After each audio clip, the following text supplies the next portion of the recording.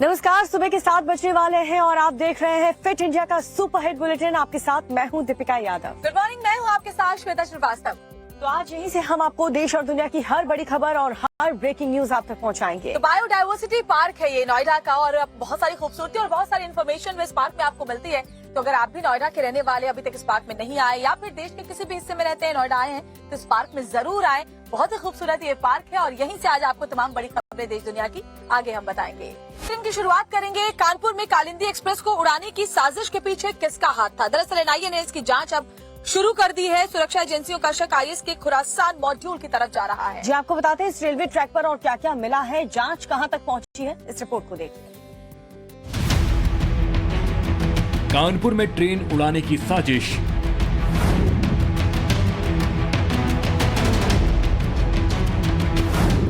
Track पर मिले cylinder और बारूद।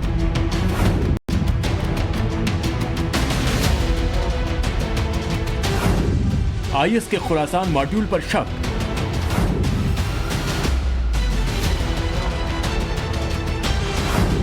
एनआईए टेरर एंगल की करेगी जांच। कानपुर में रेलवे ट्रैक से साजिश के जो सामान बरामद हुए हैं, उसको देखकर सुरक्षा एजेंसियों के होश उड़ गए हैं।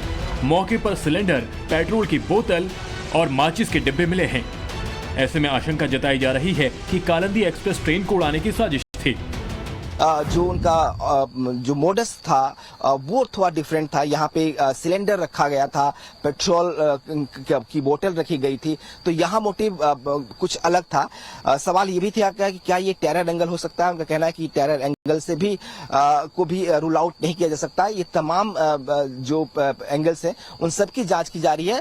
जांच जब भी कोई आरोपी डिटेन होगा, हिरासत में होगा, जब उससे पूछताछ होगी तब मोटिव क्लियर हो पाएगा। लेकिन कहीं न कहीं ये जरूर है कि जिस तरीके से जो मोडस ऑपरेंडाई था, जिस तरीके से सिलेंडर को ट्रैक पर रखा गया था, पेट्रोल बम था, जो व्हाइट पाउडर मिला है जो एक्सप्लोसिव हो सकता है, ये कहीं न कहीं एक बड़ी साजिश थी ट्रेन को उड़ाने की। इस सनसनीखेज वारदात से सुरक्षा एजेंसियों के कान खड़े हो गए हैं। रेलवे का कहना है कि मौके के हालातों को देखकर लगता है कि इसके पीछे कोई बड़ी आतंकी साजिश रची गई थी। ऐसे में एनआईए टेरर एंगल की जांच कर रही है। यूपी एटीएस और आरपीएफ की टीम भी एनआईए को जांच में सहयोग कर रही है।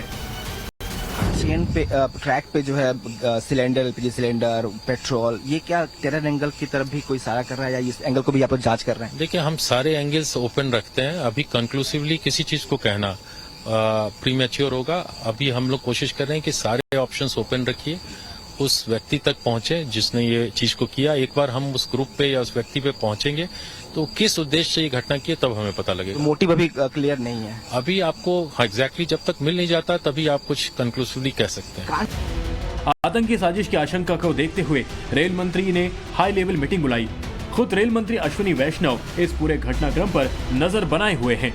मामले में कुछ लोगों को हिरासत में लिया गया है और उनसे पुलिस पूछताछ कर रही है। अभी तक जो जांच हुई है उसमें कहा जा रहा है कि कुछ संदिग्धों को हिरासत में लिया गया है।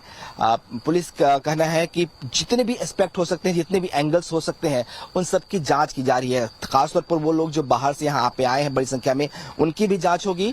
सवाल जब पूछा गया कि क्या जमातियों की जांच होगी, तो उन्होंने कहा हर किसी की जांच होगी। जो भी इस जांच से जुड़ा होगा, जो भी इस केस में जिसकी भूमिका भी समझ में आती है, उन सबसे पूछताछ की जाएगी, उनसे जांच की जाएगी। तो किसी एक को, किसी विशेष वर्ग को किसी आधार पर छोड़ दिया जाए, ऐसा नहीं है। रेलवे ट्रैक पर सिलेंडर, पेट्रोल और माचिस कहां से आया? क्या इसके पीछे आतंकी साजिश थी या कुछ और? अगर आतंकी साजिश थी तो इसके पीछे का मास्टरमाइंड कौन है? एनआईए की जांच जब आगे बढ़ेगी तभी इन रहस्यों से पर्दा उठेगा। उत्तर प्रदेश के भदोही से आपको खबर बताते हैं, जहां पर समाजवादी पार्टी के विधायक जाहिद बेग के घर पर नौकरानी संदिग्ध परिस्थिति में मौत हो गई है। दरअसल 17 वर्ष इस युवती का जो शव है वो पंखे से लटका हुआ मिला और फांसी के फंदे से शव के लटके मिलने के बाद पुलिस अब जांच तेजी के साथ आगे बढ़ा रही है। हालांकि शुरुआती जांच में से आत्महत्या ही बताया जा रहा है। मामला बेहद संगीन है। पुलिस की हलचल तेज है। दनादन पुलिस की गाड़ियां पहुंच रही हैं। तस्वीरें उत्तर प्रदेश के भदोही की हैं, जहां समाजवादी पार्टी के विधायक जाहिद बेग की नौकरानी का शव उनके घर के कमरे में लटका हुआ पाया गया। 17 वर्षीय लड़की का शव मिलने के बाद पूरे इलाके में सनसनी फैल गई। बताया जा रहा है कि लड़की भदोही के स्थानीय एसपी विधायक जाहिद बेग के घर पर पिछले 6-7 सालों से काम कर रही थी और उसका परिवार मामदेव इलाके के कांशीराम हाउसिंग में रहता था। घटना की खबर मिलते ही भदोही के एसपी डॉक्टर मीनाक्षी कात्यायन मौके पर पहुंच गईं। फॉरेंसिक टीम के आने के बाद लड़की के शव को फांसी से उतारा गया, फिर बॉडी को पोस्टमार्टम के लिए भेजा गया। तो एक लड़की 17 वर्षीय बालिका काम करती थी 6-7 साल से, और आज ऐसी सूचना मिली कि छत पर एक कमरे में उसने फांसी लगा ली है। तो सूचना पाते ही जो है पुलिस और फॉरेंसिक की टीम वहां पे पहुंची थी। शव को जो है कब्जे में लिया गया। उच्च अधिकारियों ने भी मौके का मुआयना किया और पोस्टमार्टम की कार्रवाई की जा रही है। हर बिंदु पे जांच की जा रही है। शुरुआती जांच में इस मामले को आत्महत्या से जोड़कर देखा जा रहा है, लेकिन सवाल कई हैं। लड़की ने खुदकुशी की या हत्या हुई? फंदे पर लटकी या लटकाई गई? लड़की रात में एमएलए के घर में क्यों थी? क्या लड़की हमेशा एमएलए के घर में ही रहती थी? लड़की ऊपर के कमरे में कैसे पहुंची? ऐसे कई सवाल हैं जिनके जवाब अब तक नहीं मिले हैं। पुलिस जांच कर रही है। जल्द ही पूरे रहस्य से पर्दा उठेगा और विधायक के घर पर मिले मेड के शव का हर राज खुलेगा।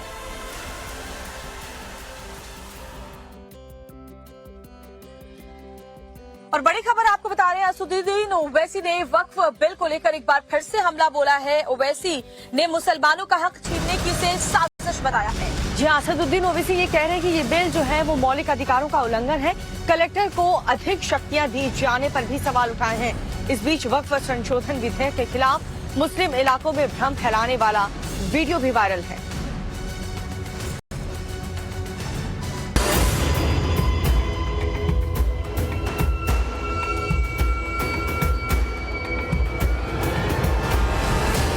वक्फ बिल को लेकर एआईएमआईएम प्रमुख असदुद्दीन ओवैसी ने फिर मोदी सरकार पर हमला बोला है। ओवैसी ने कहा कि सरकार इस तरह के बिल लाकर मौलिक अधिकारों का उल्लंघन कर रही है।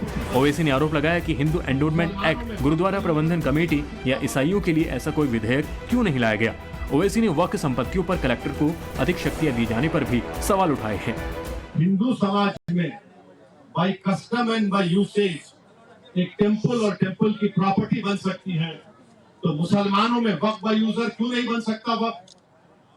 मोदी सरकार कलेक्टर को इतना पावर दे रही है कि कलेक्टर अगर इंक्वायरी जब करेगा किसी प्रॉपर्टी, कोई भी प्रॉपर्टी के बारे में वक्फ की, तो जब तक वो प्रॉपर्टी इंक्वायरी मुकम्मल नहीं करता, वो प्रॉपर्टी वक्फ की नहीं रहेगी। सरकार जब भी कोई नया बिल लाती है या किसी कानून में संशोधन करती है तो हैदराबादी भाईजान तिलमिलाने लगते हैं, चाहे वक्फ बिल हो या फिर 3 तलाक कानून। हर बार ओवैसी अपने आप को मुसलमानों के ठेकेदार के तौर पर पेश करने से बाज नहीं आते हैं। वक्फ संशोधन बिल को लेकर आम मुसलमान खुश हैं, लेकिन तथाकथित वो लोग नाखुश हैं जो वक्फ की संपत्तियों पर कब्जा जमाए हुए हैं। तभी तो वे आरोप लगाते हैं कि बिल संविधान के खिलाफ है, मुसलमानों के खिलाफ साजिश है, बिल से हक छीना जा रहा है। वक्फ संशोधन बिल क्यों लाए?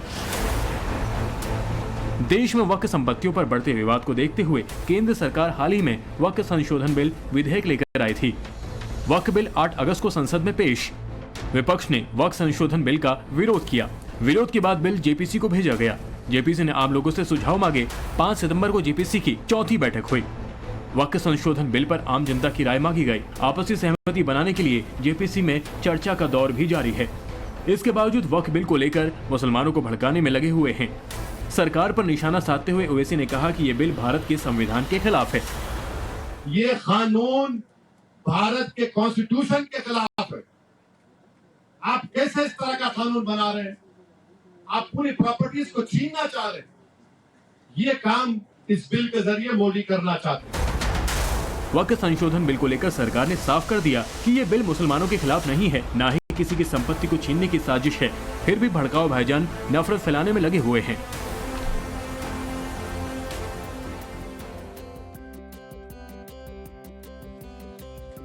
और इस बीच उत्तराखंड से एक बहुत बड़ी खबर आपको बताने जा रहे हैं, जहां पर केदारनाथ मार्ग पर सोनप्रयाग के पास एक भारी तबाही हुई है, लैंडस्लाइड हुआ है और बताया जा रहा है कई लोग इसमें घायल हुए हैं। तो मलबे में दबकर एक शख्स की मौत भी हो गई है। एसडीआरएफ ने 3 लोगों का रेस्क्यू किया है। सोनप्रयाग और गौरीकुंड के बीच ये हादसा हुआ। बारिश के बाद लैंडस्लाइड और केदारनाथ मार्ग पर आवाजाही एक बार फिर से रुक गई है। तो बड़ी खबर, केदारनाथ मार्ग पर सोनप्रयाग के पास लैंडस्लाइड से जबरदस्त तबाही देखने को मिली है। लैंडस्लाइड के मलबे में दबकर एक शख्स अपनी जान गंवा बैठा है, जबकि 3 लोगों का रेस्क्यू एसडीआरएफ की टीम ने किया है। सोनप्रयाग और गौरीकुंड के बीच ये लैंडस्लाइड के बाद बड़ा हादसा हुआ। तो ये तस्वीरें आपको दिखा रहे हैं उस वक्त की जब यहाँ पर लैंडस्लाइड हुआ। खबर आपको बता रहे हैं, बहराइच से 5वां भेड़िया पकड़ा गया है। एक बड़ी कामयाबी वन विभाग की टीम को मिली है। काफी वक्त से इस भेड़िए की तलाश की जा रही थी। आदमखोर भेड़िए के पकड़े जाने से न सिर्फ वन विभाग ने बल्कि ग्रामीणों ने भी राहत की सांस ली है। बहराइच से एक बड़ी खबर, 5वां आदमखोर भेड़िया पकड़ा गया है। एक बड़ी सफलता कई दिनों के बाद मिली है। लगातार कोशिश की जा रही थी, ड्रोन के जरिए भी भेड़ियों पर नजर रखी जा रही थी, लेकिन ये शातिर भेड़िए अपनी लोकेशंस लगातार बदल रहे थे और हमले भी कर रहे थे। लेकिन ये बड़ी खबर, पकड़ा गया है 5वां भेड़िया। हालांकि निर्देश ये दिए गए थे उत्तर प्रदेश सरकार की तरफ से, जिंदा या मुर्दा भेड़ियों को कैसे भी पकड़ो, लेकिन बड़ी कामयाबी, 5वां भेड़िया पकड़ा गया। और ये देखिए पिंजरा, और यही वो पिंजरा है जिसके अंदर ये 5वां भेड़िया बंद है, जिसे पकड़ा गया है। यही वो पिंजरा है जिसने इस आदमखोर को कैद कर लिया है। तो ये वो पिंजरा जिसके अंदर ये भेड़िया इस वक्त मौजूद है, जिसने दहशत मचा रखी थी। बहराइच में 5वें भेड़िए के पकड़े जाने के बाद राहत की सांस फिलहाल ली है। हालांकि अभी भी भेड़िए बाहर घूम रहे हैं जिन्हें और पकड़ना है, लेकिन ये भेड़िया फिलहाल इस पिंजरे के अंदर। बहुत बड़ी खबर, जहां पर आदमखोर 5वां आदमखोर भेड़िया जो है वो पकड़ा गया है। वन विभाग की टीम ने राहत की सांस ली। बहराइच में 6 में से 5 भेड़िए अब कुल मिलाकर पकड़े गए हैं। तो अब सिर्फ एक ही भेड़िया है जो बाहर है, लेकिन बड़ी कामयाबी मिली है वन विभाग की टीम को। 5वां आदमखोर भेड़िया पकड़े जाने के साथ ही अब पिंजरे में इसे कैद कर दिया गया है। वन विभाग की टीम ने भेड़िए को पकड़ लिया है और बताया जा रहा है कि कुल 6 भेड़िए, जिनमें से 5 पकड़े जा चुके हैं। और इसी के साथ राहत की सांस ग्रामीणों ने ली है। लगातार बच्चों के ऊपर, बुजुर्गों के ऊपर अटैक कर रहा था ये भेड़िया, और अब इस आदमखोर भेड़िए को पकड़ा गया है। 5वां भेड़िया पकड़ा गया। तस्वीरें भी आपके सामने, ये तस्वीरें बहराइच से। लगातार वहां पर कोशिशें की जा रही थी भेड़ियों को पकड़ने की, और अब बड़ी खबर, जब इस भेड़िए को पकड़ने में कामयाबी मिली है। जी हाँ, ये लाइव वीडियो हम आपको दिखा रहे हैं जहाँ पर जब ये भेड़िया पकड़ा गया है, ये उसका विजुअल आप देख रहे हैं। वन विभाग की टीम यहाँ पर मौजूद है और तमाम अधिकारी यहाँ पर मौजूद हैं। ये आदमखोर 5वां भेड़िया देखिए पिंजरे में कैद है। टाइम्स नाउ भारत पर आप एक्सक्लूसिव देख रहे हैं इस वीडियो को, जहाँ पर ये आदमखोर भेड़िया पकड़ा गया है। तो पिंजरे के अंदर जो नजर आ रहा है आपको, वही वो आदमखोर भेड़िया है जो कई बच्चों को अपना शिकार बना चुका था। यही वो आदमखोर भेड़िया है जिसको लगातार ढूंढने की कोशिश की जा रही थी। और देखिए अब पिंजरे के अंदर कैद, ये एक्सक्लूसिव तस्वीर इस भेड़िए की। वन विभाग की टीम ने 5वां भेड़िया पकड़ लिया है और इसी के साथ 6 भेड़ियों में से 5 भेड़िए अब पकड़े जा चुके। अब सिर्फ एक भेड़िया बचा है बहराइच में, जिसे पकड़ने की कवायद तेज होगी। तो देखिए ये खूंखार आदमखोर भेड़िया जिसने कितने बच्चों को अपना शिकार बनाया, और जो गांव वाले थे वो डर के साए में जी रहे थे, पूजा पाठ हवन कर रहे थे ताकि इस भेड़िए के आतंक से वो बच पाए। लेकिन अब लोग राहत की सांस लेंगे, क्योंकि 6 में से अब 5 भेड़िए वन विभाग के कब्जे में हैं। एक भेड़िया अभी भी वहां उस इलाके में घूम रहा है, लेकिन 5 भेड़िया पकड़े गए हैं। ये पिंजरे में कैद 5वां भेड़िया आप टाइम्स नाउ भारत पर देख रहे हैं। उत्तर प्रदेश के बहराइच से बड़ी खबर। आगे बढ़ते हुए बात करें छत्तीसगढ़ के रायगढ़ की, तो यहाँ नगर निगम के दावों की पोल खुल गई जब ड्रेनेज सिस्टम पूरी तरह से फेल नजर आया। जी हाँ, बात कर रहे हैं उस जानलेवा गटर की जिस वजह से एक शख्स की जान जाते जाते बाल बाल बची है। सिस्टम की पोल खोलती ये रिपोर्ट आपको दिखाते हैं, जो की तस्वीर सोशल मीडिया पर भी वायरल है। अंडरपास के अंदर जल जमाव, बारिश के बाद पानी में डूबी सड़क और देखते ही देखते गड्ढे में समाया बाइक सवार। सरकार के दावों की पोल खोलती तस्वीरें दंग कर देने वाली हैं। तस्वीरें एक बार फिर देखिए। बारिश के चलते अंडरपास लबालब पानी से भरा है। भारी जल जमाव के बीच सड़क पर आवाजाही जारी है।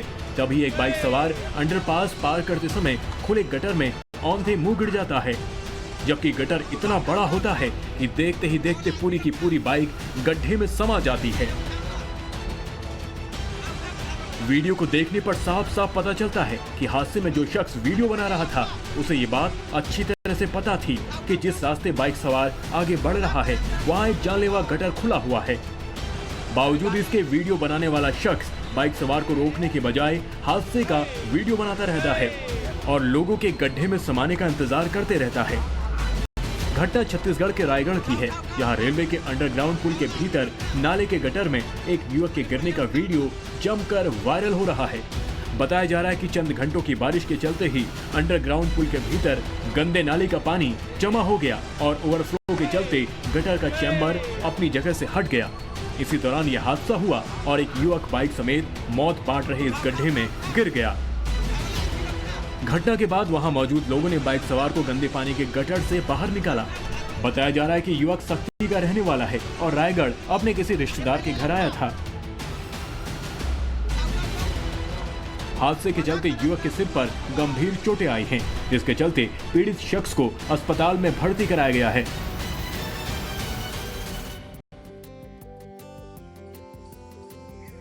एक और जहां उत्तर प्रदेश में भेड़िए ने और साथ ही तेंदुए ने, बाघ ने आतंक मचा रखा है, तो दूसरी तरफ बंदरों ने भी लोगों की मुश्किलें काफी ज्यादा बढ़ा दी हैं। हम बात करें मथुरा और बहराइच की, जहां उत्पाती बंदरों की वजह से अब लोग दहशत में जीने को मजबूर हैं। दिखाते हैं आपको रिपोर्ट।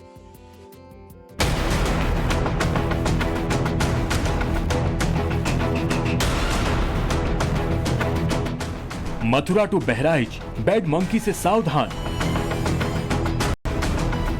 मथुरा में आतंक, मंकी गैंग से दहशत। लुटेरे बंदरों का राज, पर्स लेकर उड़ा बदमाश। बहराइच में खूंखार बंदरों का खूनी अटैक। मथुरा से बहराइच तक बंदरों का आतंक देखा जा रहा है। मंकी गैंग के चलते लोग दहशत में हैं, जबकि इन मनचले बदमाशों की करतूतें कैमरे में भी कैद हैं, जिसे देखकर आप भी दंग रह जाएंगे, क्योंकि ये बंदर पलक झपकते आपका सामान उड़ाने में माहिर है।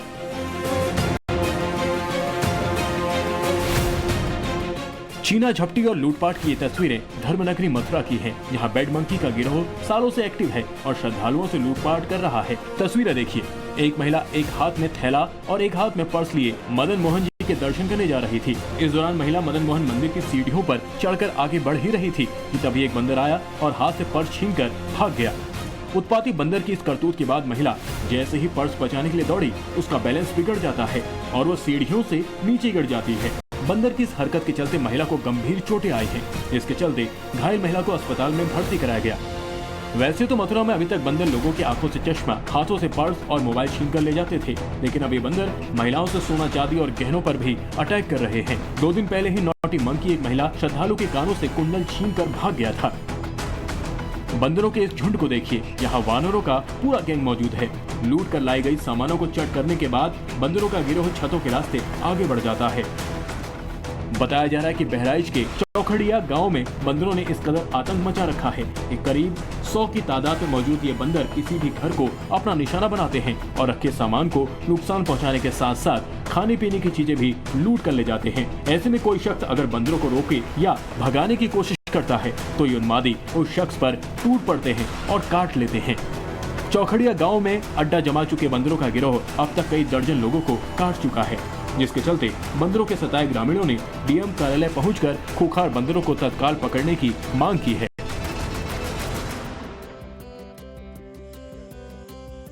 खबर बिहार की राजधानी पटना से आपको बताते हैं, गणेश विसर्जन के दौरान एक बड़ा हादसा वहां पर हो गया। विसर्जन के दौरान गंगा में मूर्ति विसर्जित करने गए 4 युवक गंगा में डूब गए हैं। हालांकि इनमें से 4 युवक में से 2 युवक जो हैं उन्हें पकड़ लिया गया है, ढूंढ लिया गया है, लेकिन 2 अभी भी लापता है। ग्राउंड जीरो से एक रिपोर्ट आपको दिखाते हैं। कई लोगों की भीड़ जमा है, रोना धोना हो रहा है, चीख पुकार, बहसबाजी हो रही है। मौके पर मौजूद लोग किसी बात को लेकर भयंकर गुस्से में दिख रहे हैं।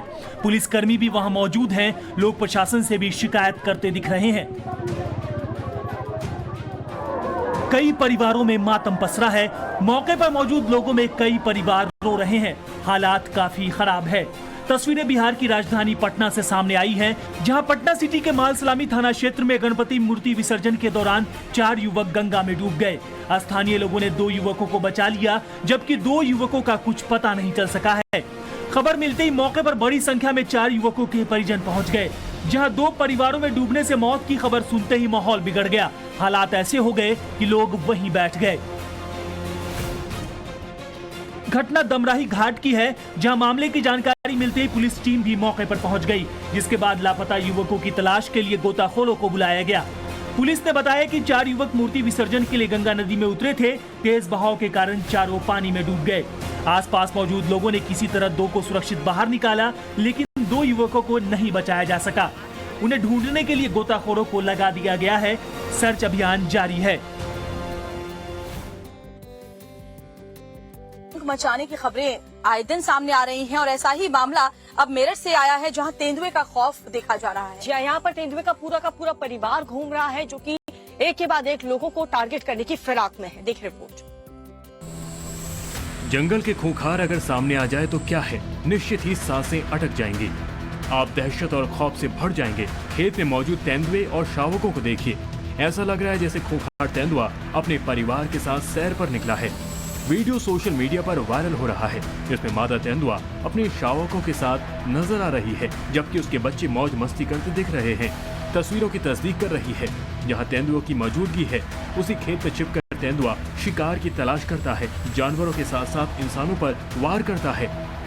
अब जरा इस खूंखार जानवर की दहशत को भी देखिए। जिस वक्त तेंदुआ झाड़ियों में छिपा था, तब कुछ वहां का वीडियो बना रहे थे। इसी दौरान एक बाइक सवार दूसरी तरफ से आता नजर आता है। तभी झाड़ियों में छिपा तेंदुआ बाइक सवार पर हमला करता है। गनीमत रही कि तेंदुए के अटैक में बाइक सवार बाल बाल बच जाता है। दरअसल खूंखार जानवरों के आतंक का ये वीडियो मेरठ के हसनापुर रेंज की है, जहां सूचाई इलाके में तेंदुए की वजह से लोग दहशत में हैं। वहीं तेंदुए और शावकों को देखे जाने के बाद ग्रामीणों ने इसकी सूचना वन विभाग को दी, जिसके बाद गांव में तेंदुए को पकड़ने के लिए 2 टीमों को डिप्लॉयड किया गया। साथ ही तेंदुए के मूवमेंट को चेक करने के लिए जगह जगह कैमरे लगाए गए हैं। इतना ही नहीं, वन विभाग की टीम ने लोगों को जागरूक भी किया, जिसके मुताबिक ग्रामीणों को वाइल्ड एनिमल से दूर रहने की सलाह दी गई है। जंगली जानवरों को दिखने पर इसकी सूचना स्थानीय पुलिस या वन विभाग को देने को कहा गया है। खूंखार जानवरों से उलझने की कोशिश नहीं करनी चाहिए। शाम के बाद घर से बाहर निकलने से बचें। जरूरी काम से निकलें तो ग्रुप बनाकर निकलें और शोर मचाते जाएं, ताकि जानवर डर के मारे वहां से भाग जाए। और चलिए आगे बढ़ते हुए शुरू करते हैं हमारा सबसे खास में डाल रहा है। हालात ये है कि नदी नाले उफान पर हैं। लगातार हो रही मूसलाधार बारिश की वजह से बस्तर संभाग पूरी तरह से डूबा नजर आ रहा है। क्या गांव क्या शहर, हर तरफ सिर्फ और सिर्फ पानी ही पानी नजर आ रहा है। और पानी ने इतनी मुश्किलें लोगों की बढ़ा दी हैं कि लोगों के आशियाने तक डूब चुके हैं।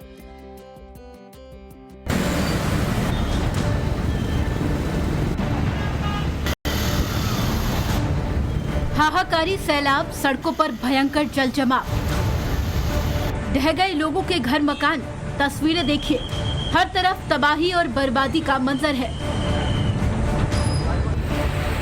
आसमान से बरसी आफत के चलते पूरा इलाका पानी में डूबा नजर आ रहा है। नजरें जहां तक जा रही है, सैलाब ही सैलाब दिख रहा है।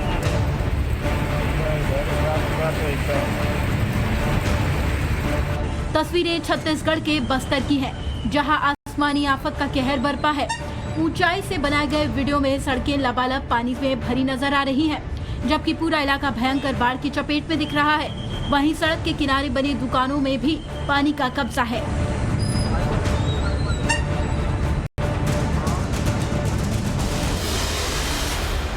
भारी बारिश के चलते बस्तर के खेत खलियान पानी में डूब गए हैं।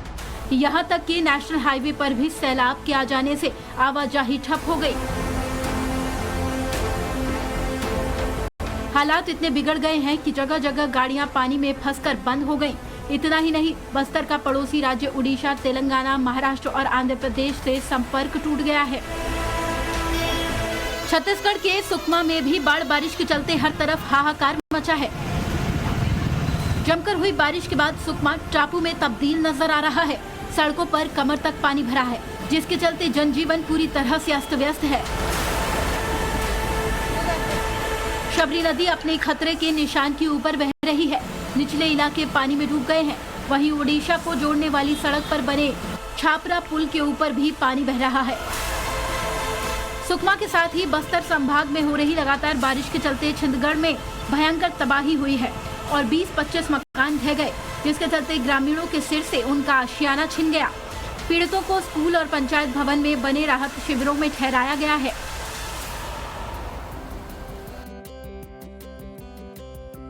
अगली खबर आपको वियतनाम से ज्ञात हमलावरों ने गोली मारकर हत्या कर दी। तो बताया जा रहा है अब नेता त्रिलोचन सिंह की हत्या की गई। खेत से घर लौटते वक्त बदमाशों ने उन्हें गोली मार दी।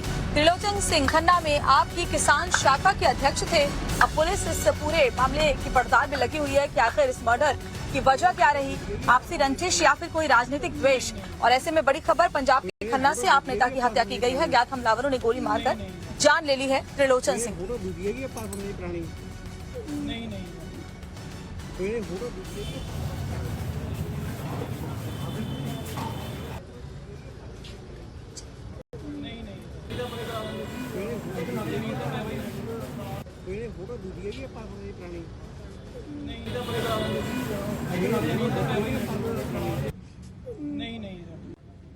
ਕੋਈ ਨਹੀਂ ਫੋਟੋ ਦੂਜੀ ਹੈਗੀ ਆ ਪਾਸਪੋਰਟ ਦੀ ਪੁਰਾਣੀ